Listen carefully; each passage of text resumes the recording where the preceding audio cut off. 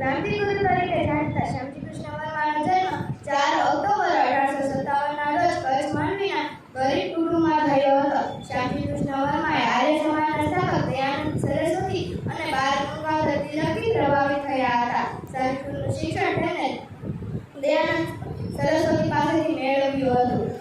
શ્યામજી કૃષ્ણ વર્માએ 1885ના રોજ સંસ્કૃતનું શિક્ષણ તેમને સંસ્કૃતની ડિગ્રી સાથે વકીલાતની પણ પદવી પ્રાપ્ત કરી હતી. શ્યામજી કૃષ્ણ વર્માએ પુણેમાં સંસ્કૃતમાં એવું પ્રભાવી ભાષણ આપ્યું કે ત્યાંના ઓક્સફર્ડ યુનિવર્સિટીના વડા સંસ્કૃત વિભાગના વડા મોનિયર વિલિયમ્સે તેમને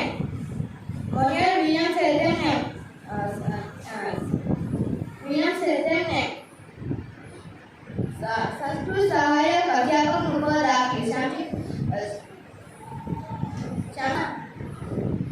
1905 થી 1910માં